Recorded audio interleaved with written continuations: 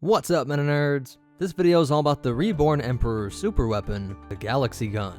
You can say a lot of bad things about Palpatine, ranging from remarks about his lack of skincare products to having murdered his entire family, but you can never say the man didn't plan ahead. One example is that the Emperor made sure that his throne room was one of the only rooms on the Death Star to have handrails, but even this preventative measure did not save him. Luckily though, having risen to power during an event known as the Clone Wars, Palpatine knew a thing or two about cloning. In case someone could find a way to lift him over these rails and drop him into a big tube, Palpatine made sure he had plenty of backup bodies to take over.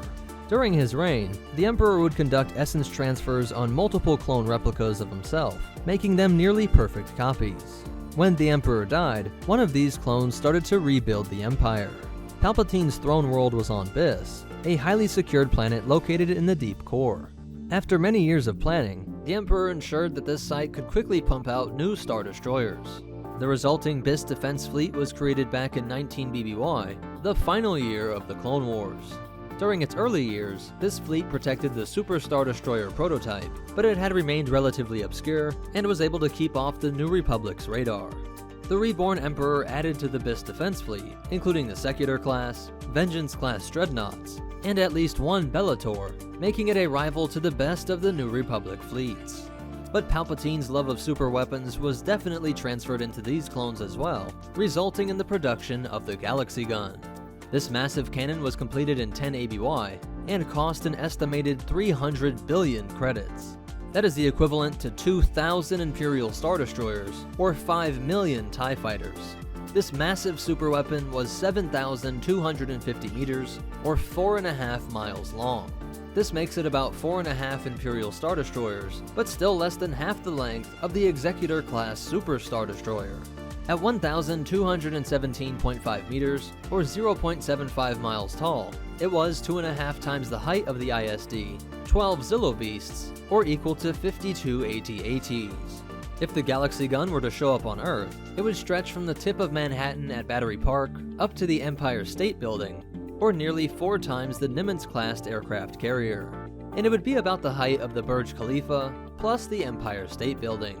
If we take a look at this schematic, we see that the sublight engines are located at the rear, while the hyperdrive is located in this area. There are some conflicting sources on the hyperdrive class, with some stating that it's a Class 6, making it slower than almost any other ship, while others state that it's a Class 0.75, making it faster than almost every other ship, and putting it into the range of custom ships used by criminals. Automated turbolasers surrounded this whole engine array, but this area also houses the command station, followed by the crew station. This next area contains the computers used to make this weapon accurate, then the main reactor. All of the missiles were located here, and in this image you can see how and where they were loaded, with this observation deck located right here. This enormous barrel contained a propulsion accelerator and a final stage energizer, which were crucial for making this a genuine superweapon.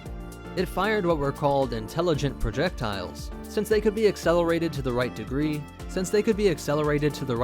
to just destroy a city, region, or entire planet with its particle disintegrator warhead. To make it even worse, these rounds could travel through hyperspace and emerge anywhere in the galaxy. When fired at full power, these particle disintegrator warheads started a nuclear reaction that chained to each connected atom until the entire planet was consumed. The first celestial body to get this treatment was the Pinnacle Moon in Hutt space, selected because it contained an important New Republic base. The resulting commando squad that was sent to eliminate this superweapon was easily blown apart by the Byss defense fleet.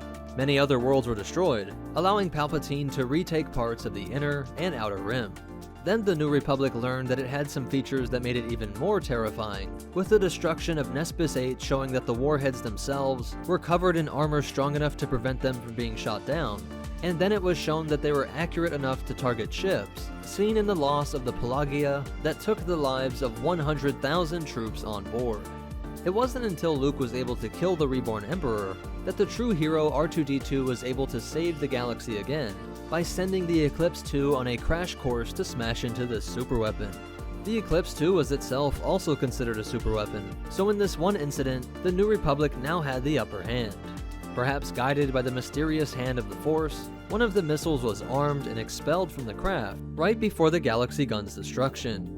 This warhead was caught in the gravitational pull of Byss, bringing the nuke to the surface and consuming the Emperor's throne world. So that's it for its history, but you definitely want to hear these cool facts and behind the scenes stuff. When the gun was fired, hyperwave transmission probes followed the missile so that Palpatine could view the effects of this weapon. More than a decade later, Luke would wonder if destroying this gun was a mistake, as it would have easily repelled the Yuuzhan Vong fleets. And this isn't confirmed, but I think we can deduce that it took half an hour to energize, reload, and fire this weapon when a failed missile lodged itself into a New Republic vessel. And a bit of what I think is a joke for the reader is when Palpatine says about this gun, "It's a wonder we didn't think of it decades ago." This has to be a reference to the fact that Star Wars fans always point out how inefficient the Death Star was, especially when compared to the capabilities seen in the expanded universe. And this weapon was first introduced in the comic Dark Empire 2, and finished in Empire's End. Other information was added via the new Essential Guide to Weapons and Technology, and the Essential Atlas. So that's it for the Galaxy Gun.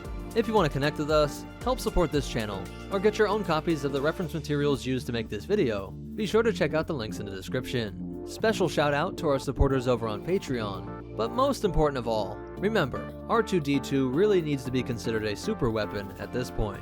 And the Force will be with you, always.